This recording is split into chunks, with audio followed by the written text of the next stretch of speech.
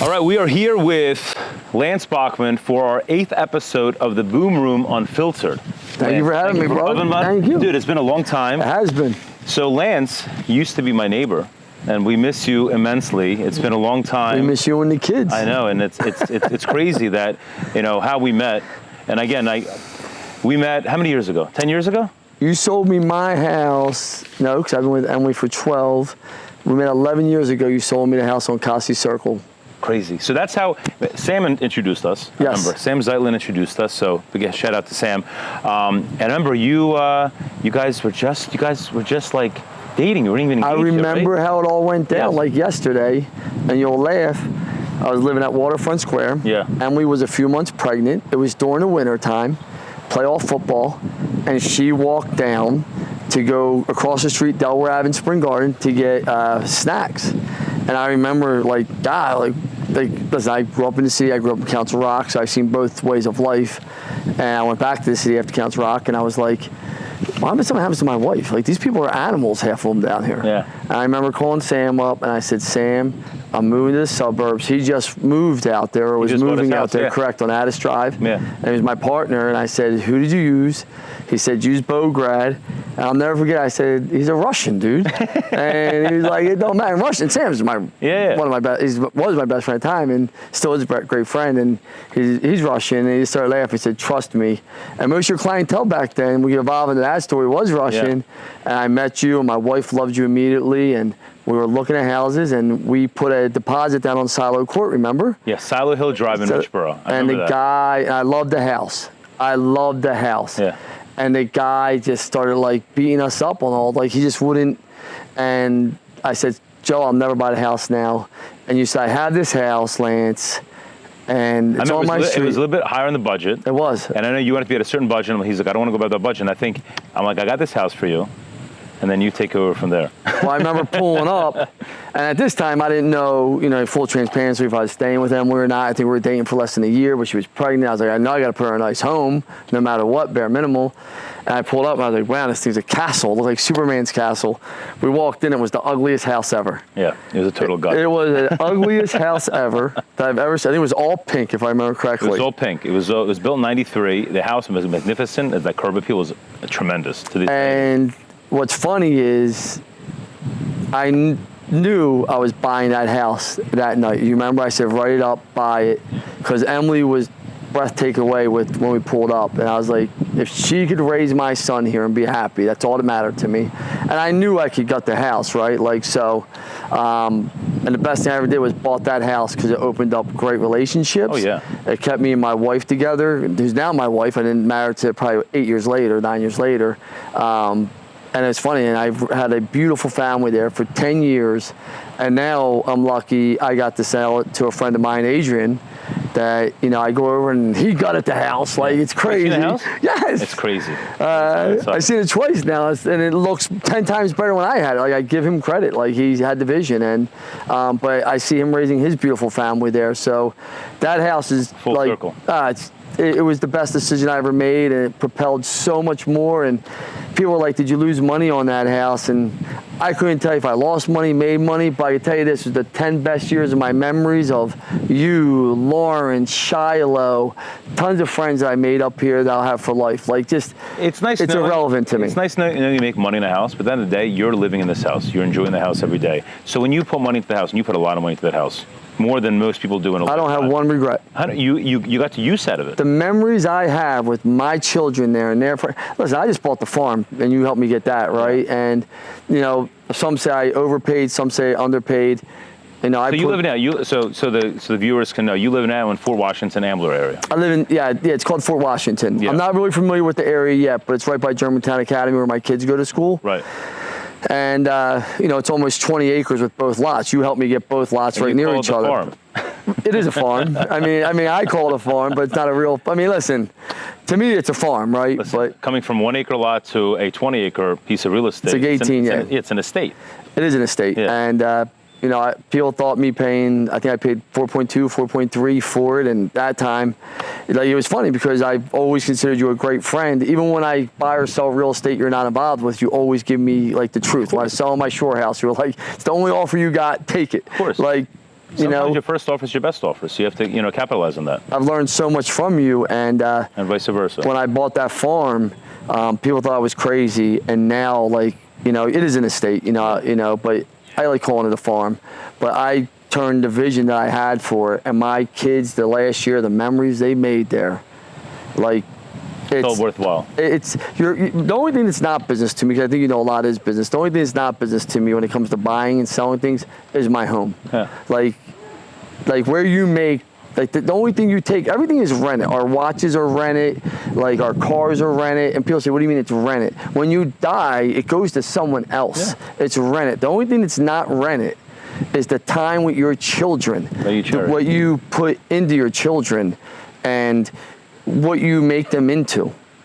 I mean, that's just my opinion. I mean, a lot of people disagree, right? But that's my opinion. You're very big into family time. I know you're one of the most devoted fathers, you and Emily, the devoted parents that I've ever met. I know you will drop everything, and I strive to be like you, because that's what I try to make it a point to have dinner every night with my kids, no matter what. Unless I have an appointment that I really cannot cancel. Absolutely. I'm having dinner with my kids every single night, and I'm going to go to every one of their activities. Soccer, tennis, boxing, whatever the case is, because like you said, our time here is so limited that you want to enjoy your time with your kids as much as you can. So I know you're one of those devoted families that you coach every event, every sport. You're there all the night. I know every evening at 6 o'clock, if I call you, you're going to be coaching one activity. Yes. And I respect that. And, I'm fortunate I can. Yeah. Right? I had kids when I was older. I didn't have my first, I have my son Andrew, who's 35, but my first son that I actually got to raise, LJ, he's 11, so I was 39 when I had him, right? But that time, too late. I'm done. Yeah. I'm done. But yeah, I mean, for me, it was a transition, going from being single, right? You didn't know me when I was single, but I was fun. I think I was fun. To having a family, and I think if having a family is the best blessing you could have. And, 100%. For me, listen, and that's why, when people, I'll give you an example. Somebody was at my house. I'm not going to say his name. He's like, you haven't seen me in 2 years. And he's like, you just, and he said it kind of rudely, but kind of matter of fact, you just think because you outshined everybody with money and you're richer than everyone, you don't have to be around people. Is that it? And I give my wife credit, 'cause I was so taken back that he came and saw me after 2 years, and my wife turned around and said, every single person knows where we live, and they know they can stop by whenever they want. But my husband wants to be with his children, and he doesn't want to be out there chasing girls anymore. If he goes out, everyone knows what the end result is. Yeah. So what's the problem with him staying here? You're not looking for trouble. You want to be with your family. Correct. But everyone's always invited. And I was shocked. She just because Emily's shy, but she just heard it, and she just when she wants to give it to you, she'll give it to you. And I was like, I'm easy. And I was like, listen, part of that is true. I said, but every time I go out and I'm hung over the next day, I'm not dialed in. I'm not dialed in as a father. I'm not dialed in as a businessman. A lot of people rely on me. And believe me, I've been out with you a million times, Maxine. I love it. I asked you to come out this Saturday night for dinner for it, right? We still may. I'm working on Maxine. All right. But that's where I think people don't understand. You can't be out 4 or 5 nights a week and still have a family. And I think sometimes people lose sight of that. I still love everyone. You've never heard me say a bad word about anyone that I've ever hung out with. You are very even keel. I've never heard you disrespect anybody. You're always straight to the point. You'll tell them exactly how it is. You'll never talk behind somebody's back, and I respect you for it. I want to go back a little bit. Mm-hmm. So we talked about how we met, but I want to talk about how you got to where you are today, because obviously you're an amazing entrepreneur, businessman, speaker, leader. But when I met you, you were the owner, CEO, whatever you want to call it, of One SEO. Correct. And just tell me a little bit of how you got to be that person with One SEO, and then we'll talk about what you're doing now. Yeah, my course was different than most. I love advertising. I always have. I think you know that. I remember sitting at the kitchen table with you and Maxine. and we're talking about your brand, and I was like, Joe, you gotta get out of the Russian community. The Russian community is a great community, but there's just, and listen, I had a ton of Russian clients at One SEO, and they were the most loyal clients to me. You know, Lawrence, I mean, I could just name tons of them that do loyal. Roman Sharf, like loyal, good to me, helped me build my business. I'm always gonna be grateful. But I just said there's such a big other thing out there than just. You were one of the ones, probably, if not the individual, that propelled me to take advantage of the brand, the marketing aspect of my business. I told you to do the billboards. Correct. The billboards was all you. I said, like, here's a good-looking guy, and I said, you only have so much time, Joe. I think you were 35 at the time, or 34. Yeah, it's about 10 years ago. Correct. Yeah. And I said, Joe, I said, like, you only have so much. I remember Maxine sitting there, and you were kind of like, I remember Maxine slamming the table down and said, Joe, just listen to him. Yeah. Just do it. Yeah. And next thing you know, the Boom concept got created, and I watch you grow, and it's been fun to watch. It's been enjoyable to watch, and I see the hard work. No one sees the behind. Like, it's funny because you're such a confident, good-looking guy, right?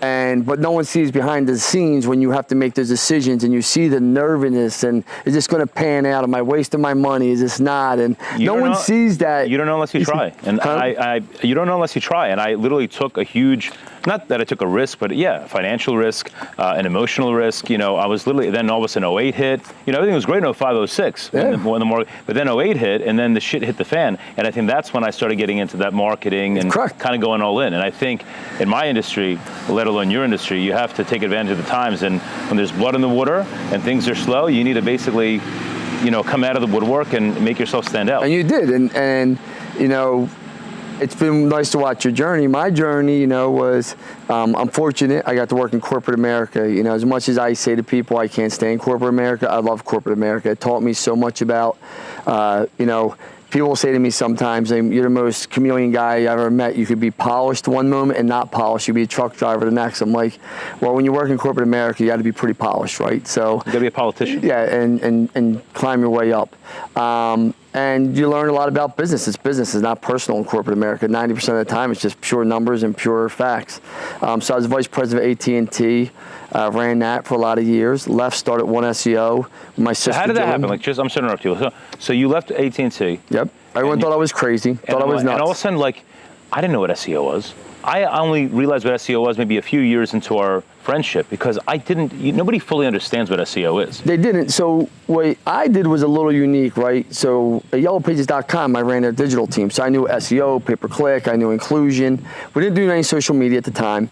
I knew email marketing, and I knew it very well. At that time, I believe I was probably, honestly, understanding I was the #1 SEO guy in the country. Okay. Truly educational-wise. You were a pioneer. But the problem was no one else knew what SEO was, and Google and this and that. So I said, okay, I can't market online for this because people just don't even understand it yet, because local really wasn't that local back in 09 when I started. It was just starting and really becoming for businesses. More and more. So what I said was, I'm going to take billboards up and down 95. I don't know if you remember that. I used to have billboards. You were everywhere, man. And I literally put my hands like this, and everyone thought I was nuts. A digital marketing company with billboards. And I'll never forget, I called Will Reynolds up, and I said, Will, he was the #1 guy, Sear, digital marketing company, and he's known. And I said, Will, listen, I'd love to come down, see your shop, talk, meet you. And he laughed at me. And I was like, who the fuck's this guy think he is? Mm-hmm. Because wherever I come from, you know me, if people want to come to my shop, they can come. And of course. I remember I was sitting there in the city, he laughed at me. And I forget, I don't want to say the girl's name that I was sitting with because I don't be disrespectful to my wife. And she said, what are you going to do? And I said, I'm going to put his fucking head on a split. She's like, excuse me? I said, yeah. I said, this guy has no fucking clue who he's talking to. And I'll never forget, I literally stopped the date about an hour and a half later. And I went to work, just started working on One SEO. And inside of 6 years, I think we were bigger than Sear, 7 years. And we became Philadelphia's #1 digital marketing company by far. Like, there was no one even close to us, size-wise, revenue-wise. We had the same revenue as Sear, if not a little bit more at that point. And then, Sear obviously passed us when they started doing more national. We went off to California and started doing only enterprise accounts, which is great for him. And I sold. So, but One SEO was great. I loved it. It was a family operation too. Like, you were all... Me and Joe Lynn, that was it. That's how me and Jolene got close. My brother Joe died at AT&T, which was one of the propelling reasons I left 2 years later. You know, and I always will have the utmost respect for Sam Zeitlin. I was just telling the story yesterday, and I was telling, and Joe Lynn, because Dave DiPaolo, Jackie Eldridge, when so many other people didn't believe in me, they doubted me, they didn't think I was going to make it, they thought I was crazy for not staying in corporate America. You know, I was making, you know, over $500,000 a year, Joe. That's good money. That's great money. You know, back then, 20 years ago, right? And, you know, it's funny, you know, and I just knew. And Sam Zeitlin, when he invested in me, you know, people always say, man, like, he didn't give you that much money for 20 or 25% on one SEO. I think it was 125 or 150,000. I said, you're right. He didn't give me that money. He made his money back probably 100 times. I mean, no exaggeration. He probably made at least 75. He'll tell you that, right? And Sam was always a great partner to me, right? I mean, I always say to anyone, if you want a great partner, if you want a great partner, Sam Zeitlin's your guy, because he'll do whatever it takes that you need, right? And, you know, what that did, that belief he had in me, just elevated me to the next level. As crazy as that sounds, the Outback State parking lot. I was just telling the story yesterday. He handed me that money, and I was like, this is the only motherfucker that believed in me. Like, the only one. The only one. I had family members that said he wouldn't come with me. I had friends that said he wouldn't come with me. People tell, like, but no one believes in you until you do it. Right.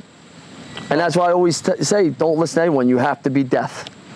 You have to be deaf. Like you said, you have to be dialed in. You want something, you see that vision, you need to follow it through to the end. Mm-hmm. And you did that. And I give you a huge amount of respect for that, because you're self-made. You're like the American dream. You came from nothing, started on yourself, and you raised this behemoth to what it is today. And then what happened, I guess you were purchased, you were acquired by private equity? Yeah, I sold 100% of one SEO. So it was totally 2 years ago? Is 2 years ago now? 2 years, almost 2 years. So 2 years ago. I remember you told me that you were going through the motions. Yeah. And so do you miss it? Do you miss that? No, you don't miss it at all? No, I miss marketing. I love marketing. I love digital marketing. Truth be told, it became a bit, when I started it, Joe, I loved digital marketing. So, like, who doesn't want to get up every day and do what they love? Yeah, of course.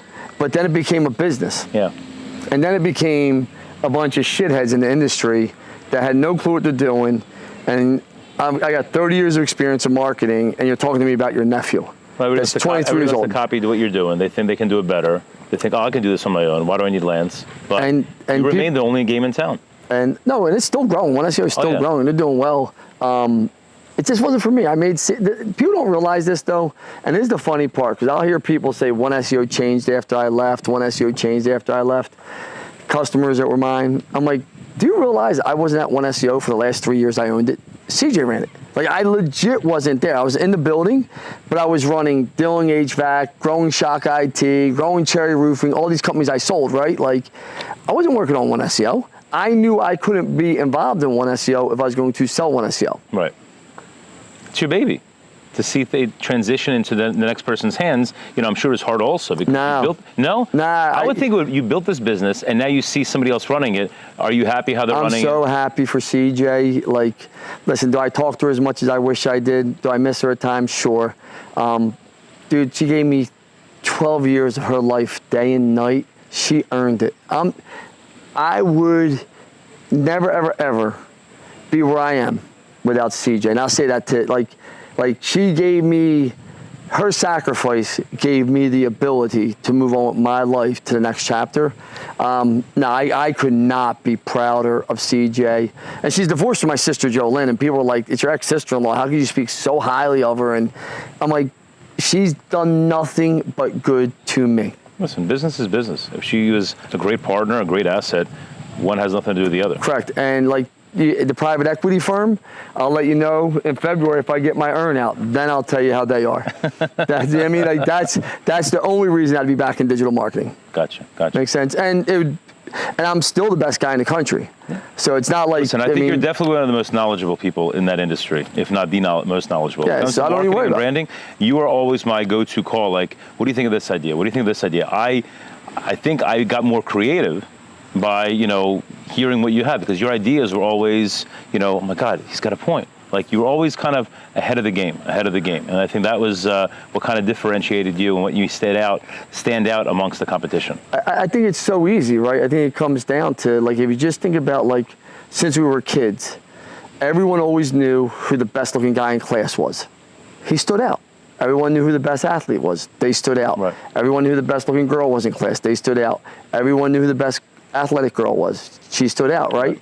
So marketing is the same thing. Just stand out among your peers, and you are going to reap the rewards. No, branding is key. I think in this day and age, like I have this discussion with a lot of people, like, what agency are you with? Like, we're with Remax.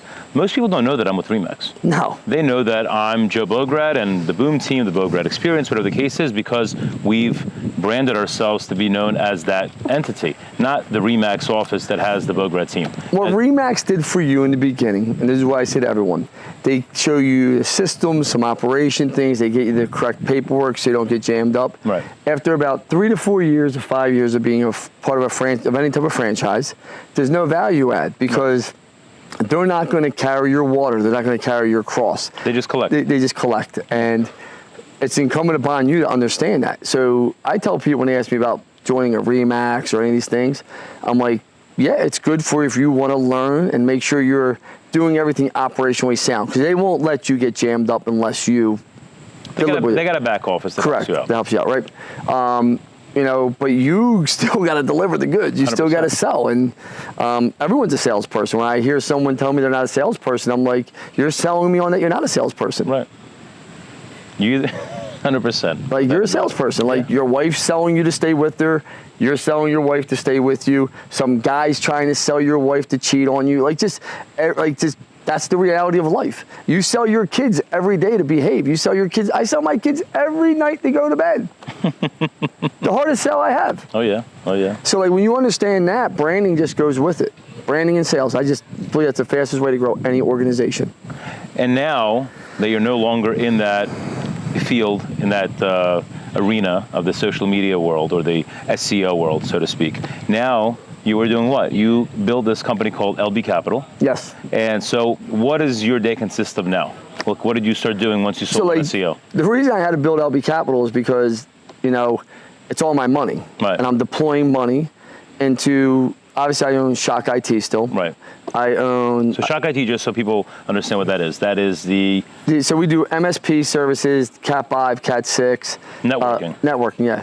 And we do all your computer deployment, antivirus. You know, we got about 100 employees over there. Beautiful. It's grown in the last 9 years. My partner Scott's been amazing, great guy. Good guy. Smart guy, way smarter than I'll ever be. Couldn't have done it without him. You know, so that's been a great ride. I still own that.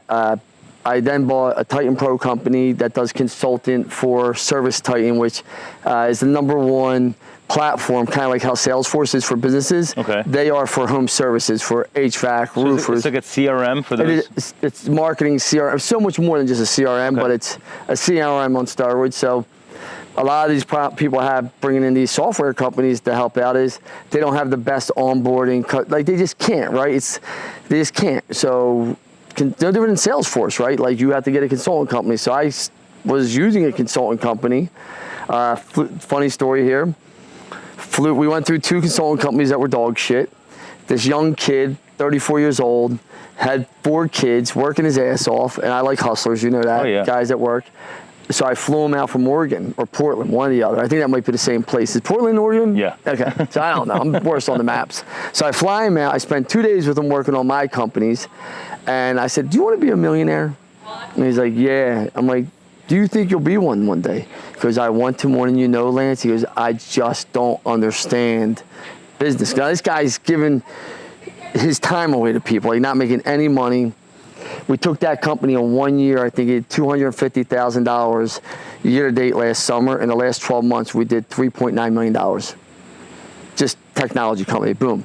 Because he didn't understand sales, marketing. If you deliver a good product, people will pay. Of course. And then I got into the roofing space because I sold multiple companies now, 4.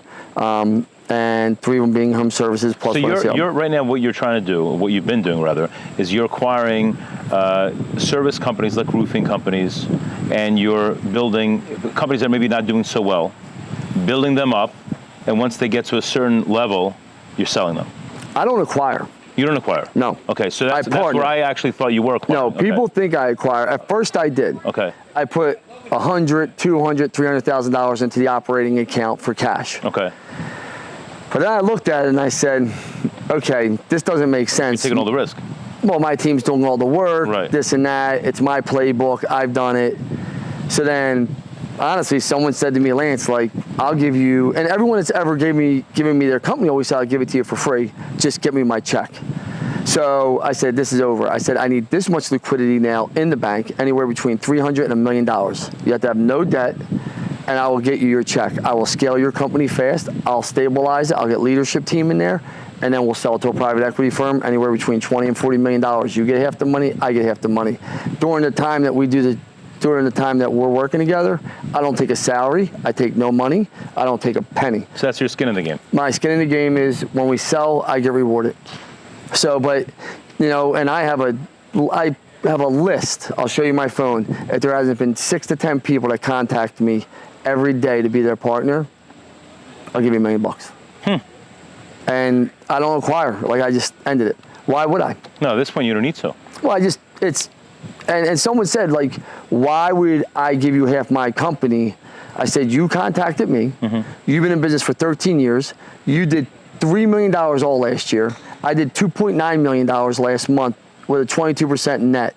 I made more money in 1 month than you made in a whole year. Who do you think knows more about scaling this business? Yes, you know more about roofing. You know about shingles. I don't know anything about shingles. I don't know anything about nails. I don't know anything about tar paper. I don't care. That's not what I do. So it's a totally different experience, but it's been great. So now that you've been in a lot of different fields, from the white pages to AT&T to One SEO to marketing, Shock IT, roofing, platforms for CRMs, what has been, I guess, your favorite business that you were involved with, I'd say in the last, say, 20 years? One SEO. One SEO. I mean, come on. Listen, I love the brand. I love the people. I mean, I built it from scratch. I was known for it throughout the country, right? Like, it gave me my start. It was great to me. And this is what I say to people all the time. And I held on to One SEO too long because I was in love with the business. You're emotionally attached. I should have just loved the business and move on. Now I love every business, and I love it, and I sprinkle it with love, and I treat it good, and I make sure it's healthy, but I'll never fall in love with a business again. I was in love with One SEO. I was proud of it. I'm still, you can tell, I speak about it differently. Yeah. So, you know, I just hope it stays that way. I think it will. I think it will. As long as you're in some capacity involved, and I think with CJ being there. I'm not involved with One SEO at all. I know you're not involved, but I think because CJ's there and she was part of the pioneer with you and she was the originator with you, I think there has to be some sort of Lance Bachmann involved in some capacity. The only bad thing, I'm not involved. They actually kind of like, it's kind of funny, they kind of like, truth be told, kind of like wanted to kill the Lance Bachmann brand. Which I think is crazy. But that's what that's what happened. Like, I have not walked in that office one time since I sold it. I've not been invited in. Which I think is kind of crazy. I guess they're moving on. So like I think they wanted to move on. Does that make sense?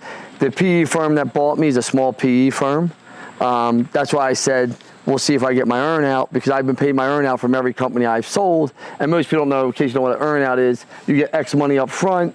You're supposed to get the X money at the back end over 2 years, 3 years.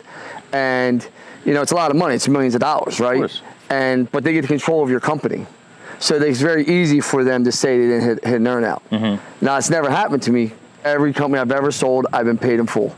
So we'll see. I mean, that will be a different conversation then. So that was your favorite company? Yes. What was your least favorite company that you were involved with? Least? Yeah. Bar business. Bar business. I had a feeling you were going to say that. The worst business. You know, I have so much respect for Teddy. And Teddy's a complete savage. Oh my God. Teddy is a different level. We had actually a meeting with Teddy. We had a podcast with Teddy a few episodes ago. And his work ethic and your work ethic, I think most entrepreneurs, especially successful ones, they have to have that drive and that work ethic. But his ethic is off the charts. I truly believe if Teddy was in my world, he'd be a billionaire. He'd run circles around me, Teddy. He's in a pennies game, and he figured out how to make a shit ton of money. Yeah. He's a hell of an operator. He's one of the people I respect so much. Yeah. Because I'm 0 for 7. 0 for 7. I've never made a penny. Never made a nickel. Yeah. Not even a nickel. Like, just throw me a bone. Give me a nickel. He lives and breathes it too. He's always around. You know that. I guess when the boss is there, he runs shit. Like, he's in memories now. Like, we were there maybe a handful of times over the summer. He's there. He runs shit. He schmoozes. All these big shots are there. They wanna patronize his restaurants or his bars, and he knows what he's doing. He's the best I've ever seen at it. Most people don't even know who Teddy is in the Philadelphia area, which is comical to me. But that's the only business. It's funny. I had a guy call me up here in the bar, and he said, "Listen, I'll give you half my restaurant. Just come in." And I just started laughing because he saw me on a podcast that no, I don't put money out anymore. And I said, "Dude, like, no way, I'm 0 for 7." And he's like, "What?" I'm like, I said to him nicely, I said, "If you want your shit to definitely fail, make me your partner." And he's like, "What?" I was like, "Your shit will 100% fail." You got to do what you know. You do what you know. And if you're not successful in that field, you got to focus on what you're successful at. You got to execute on what you know. Because you got to remember, when you're saying to someone, "I'm going to deliver to you," like, there's not a partner I ever had that I haven't delivered the sale to. They can't say that. You can't find one.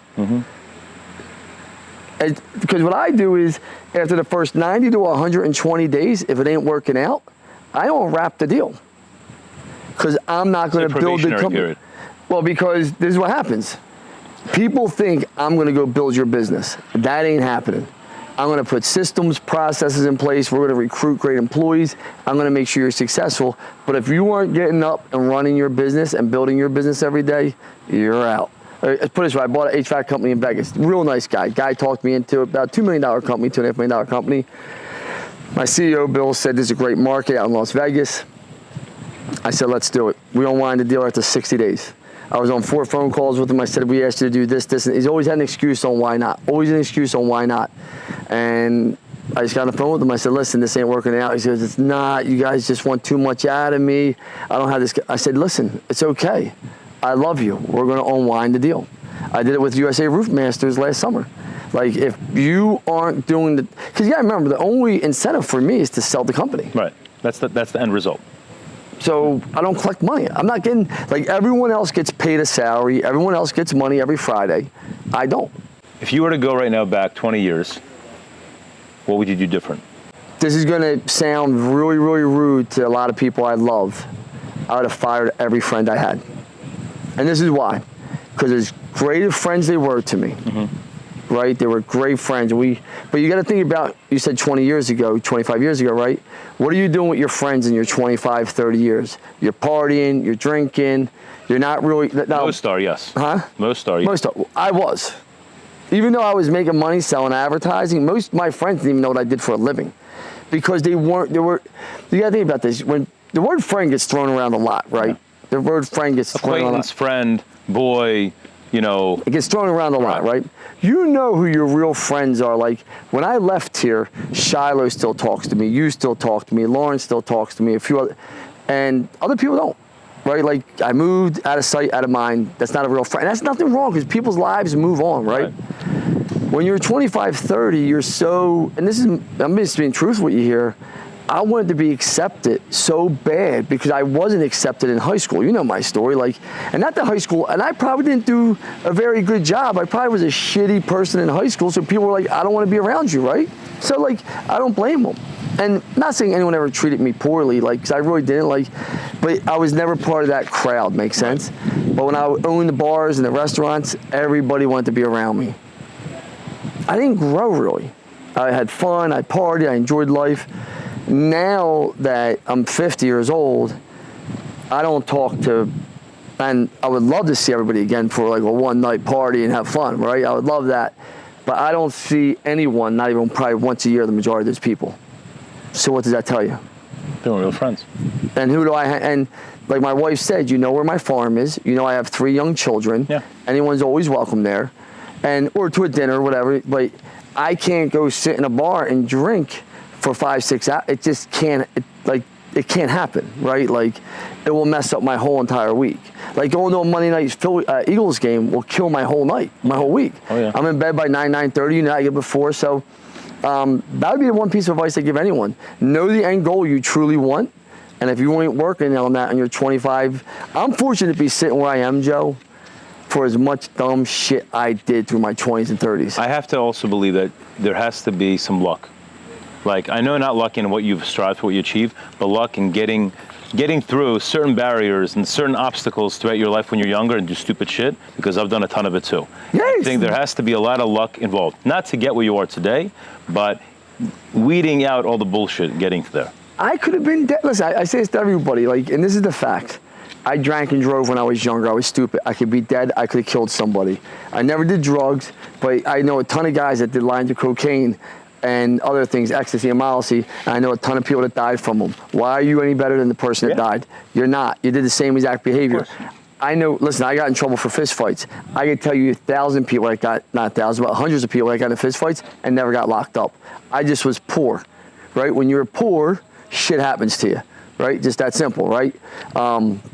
So, like, I'm very lucky to get through what I've got through, and I'm very grateful and blessed, and I'll never have that victim mentality, because every time I did get locked up, I actually did something wrong. The police never just knocked on my door when I was younger and said, "Yo, hey, Mr. Bachmann, we're arresting you." Well, there's smoke, there's fire. Yeah, I mean, you get enough fist fights, they come get you, right? Sure. Yeah, but I mean, on the business side, if you really want to elevate business and grow business, you have to change your room. Like today, and I'll show you a picture of Brad Lee. I was on the phone with Brad Lee today for an hour, and he's speaking at my conference, and we're just talking business stuff, and you have to change the room, because what happens if you keep hanging out with the same people, you're never going to change what you do in your habits. It's just a fact. People, places, and things. That's it. Yeah, and that's what I would say to people. Like, I wish I would have went to more conferences when I was younger. So my question, I just remembered something. So you do a lot of speaking engagements. Yes. So tell me this, like, are you asked to come? Yes. Yeah, so what is it that you speak about? Leadership? Your companies? A little bit of both? I never speak about my companies. Okay. I might speak about the P&Ls of my company, how they have rapid growth, right? You know, take Munz, for instance. Me and Chris Munz made a deal, became partners. He did less than $500,000 in roofing last year. We're going to do $30 million our first year in business together, right? Just roofing. And it's documented, right? You can see the numbers, right? I post them all the time. Most people just can't do that, right? Like, they just don't understand. So we talk about that. A lot of it's why not me? Going from being the victim to not having that victim mentality. And I think a lot of people always had, and listen, this is why people hate on people. It's really why people hate on people, is they feel like they're the victim. Like, why is Josephbograd successful? Why is Josephbograd have a nice watch? Why does Josephbograd have a beautiful wife? Well, because Josephbograd worked for it. Josephbograd put the time in for it. So a lot of people play the victim. I played the victim definitely when I was younger. I have no problem saying that. It was always, why me? Why couldn't I have a dad? Why couldn't I have what everyone else? Well, I remember when I moved up to Council Rock, man, I fucking hated everyone here. Fucking hated them. I mean, besides Christine Lancelotti, Seth Dunn, Maria Blancata, and Mike Ortman, there wasn't anyone I probably wouldn't have taken a fucking baseball bat to, because I felt so alienated, because I couldn't have the nice shit. I remember meeting for the first time, and I love now. Good looking, driving this yellow car, or red car, whatever color it was, this beautiful, and I'm like, how fuck, and I saw his house, I was like, who the fuck lives like this? Like, and, you know, and I'm living in Tapestry, 2 to a bed, you know, my brother's on the couch, like, I'm like, this is crazy. Like, this is crazy, and so I had that victim mentality. That situation, and so that's why, you know, I look at my kids sometimes, you struggled. You struggled, and I think that's a lot of the reason why you're at today, where you're at. I don't give a shit what people say. I think sometimes you need to struggle a bit. I think we all need to struggle a bit. I had my issues. I went to military school. I fucking struggled there, struggled getting into there. My kids, God bless your kids, I hope they don't struggle. But they need to feel a little bit of struggle to appreciate the things that they have today. So this is where, and I'll be very transparent with you, this is why my kids wrestle, right? Because people are like, well, Lance, you wrestled, so you love the sport of wrestling. That's not true. I was a shitty wrestler. The discipline? This is it. It's the only sport I know that you suffer. Because every kid wants to beat you. Mm-hmm. They don't care who your dad is. There's no daddy ball, right? Like, I've been around enough sports, right? They only use Hammer's team, right? My son Hammer, right? His coach, nice guy, but ultimate daddy ball coach. His kid has to be the running back. His friends' kids have to be the running back, quarterback. As you know, my kids are being trained by Matt McGovern since they're 5 years old to be quarterbacks. He would never line my son up under center one time. Take this man out to dinner. Hey, or at the breakfast, can you put my son under center one time? Let's see what he has. Never does it. I pull him, go to the next team. The other coach is like, your son's a starting quarterback. You can clearly see he's the best quarterback at his age around. And it goes back to this, Joe, what people don't understand. That coach is doing daddy ball for his son. Mm-hmm. He's protecting his son. You can't protect your children forever, right? You have to work for what you get. 100%. In wrestling, this is the ultimate equalizer. There's no daddy ball. If you want to be a state champ, if you want to hit that podium, you have to suffer. You go look at a podium of young kids at wrestling tournaments. I don't care what tournament it is. That kid suffered. That kid went through the practices. That kid put the time in. You look at all of these high school kids that hit the podiums. Those kids sacrifice more than any other sport I know. Then I would say swimming's another one. Oh, yeah. Like the suffering, the hours. That's why my kids wrestle. Just to suffer. It sounds so crazy. No, it makes sense. When you break it down the way you just did, it makes logical sense because you want to give your kids what they can. I didn't have a lot of things growing up. Obviously, you were in a different situation than I was. But I want to, give them everything so I can afford it, thankfully, and you can. So you want to give it to them. Yeah. But then sometimes you want them to work for it. And then where do you draw the line? That's the thing. But the problem is where do you draw the line? But then I see the guys that try to protect their sons. Yeah. And kids know from the beginning of time, and this is what I say to everyone. And it's funny, someone said to me like 30 years ago or 20 years ago, I'll never forget, I'm not going to say his name, we're sitting on LA Fitness walking through the treadmills. And he goes, everyone knows who the toughest guy in the room is when you walk in the room. Everyone knows who the best looking guy in the room is. Everyone knows who the guy with the most money is. Right? Like everyone knows who the most beautiful woman. Like people know it. Kids know who the best quarterback is. Kids know who should be the starting running back. Kids know who the best safety is. Know who ruins sports and why people are so weak? The parents. The parents. The parents lie to their children. I tell my children all the time, that was shit. It was garbage. You're better than that. Oh yeah. You gotta have grit. You want to build them up. You want to give them advice. You want to, make them what they are. Oh, but only they can do it. They have. Listen, I tell my sons, tell me the day you don't want to wrestle, and we'll never wrestle again. It's too much work. Tell me the day you don't want to play football. You'll never play football again because it's too much work. And that's the problem. Parents, I think it starts with the parents. Truthfully, is they're so afraid of letting their kids fail. I don't want my kids to fail. My kids have done every goddamn sport out there. Let them fail. Yeah. I think it's better because this is the reason why I think people aren't successful in business. And I used your name on a podcast the other day, right? I respect you. I respect Jeremy Bowers. I respect Mike McCann. I can't name you another, Loretta, obviously, who's with you. That just goes without saying, Loretta. I couldn't name another realtor I respect. I want you to think about that.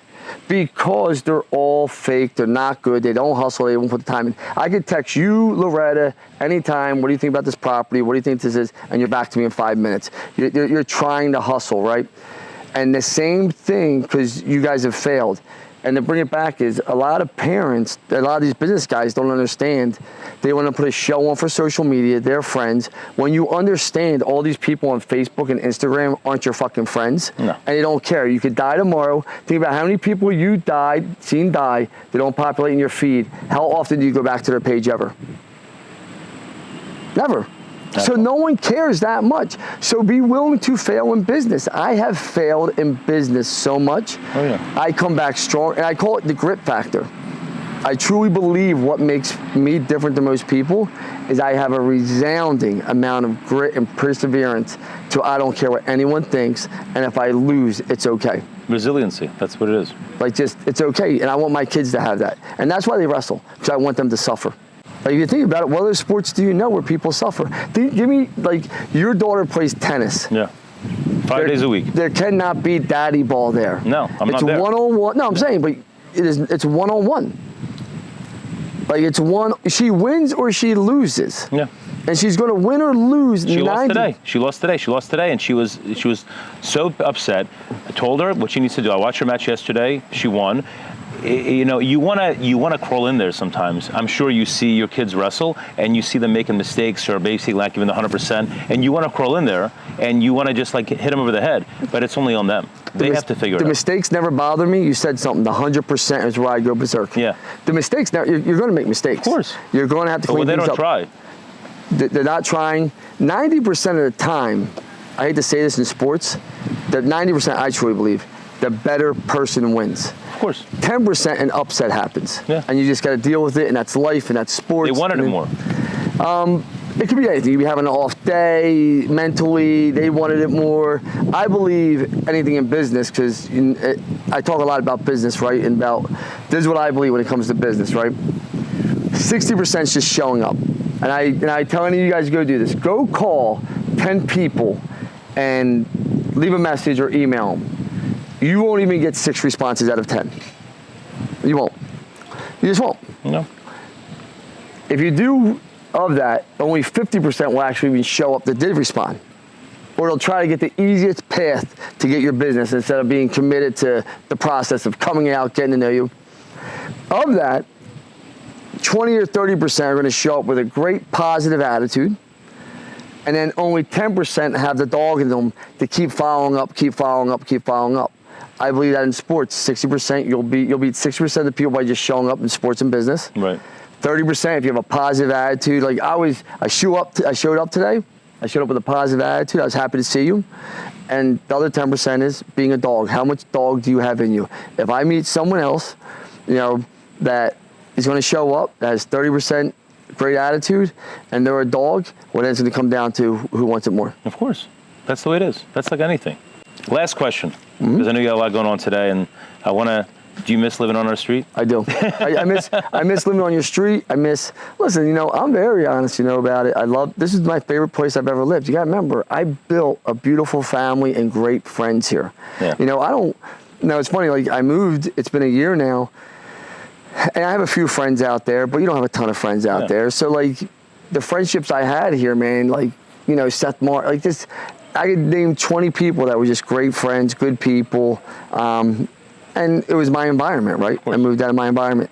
But I would suggest to anyone that wants to live in this area, I would say this is probably one of the best. Besides getting to 95 and the turnpike, it sucks. But besides that, this is probably the best area you could ever live in. I agree. And that's why we've been here since 2005, and I don't think I'll ever move. Maybe back and forth to Florida, down the shore, but this is our home forever. So obviously you're probably wondering why we're here. We did this podcast at Spring Mill.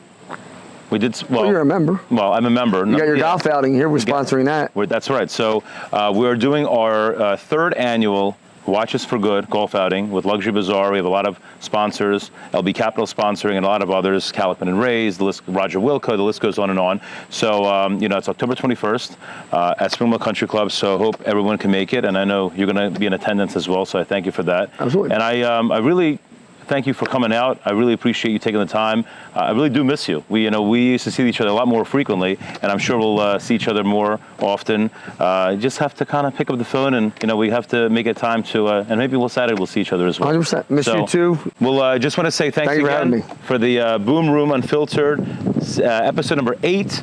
If you like us, please continue to watch, subscribe, share, and we'll see you in the next episode. Thank you very much. Lance, love you, kid. Thank you, bro. Thanks very much, man. I appreciate it.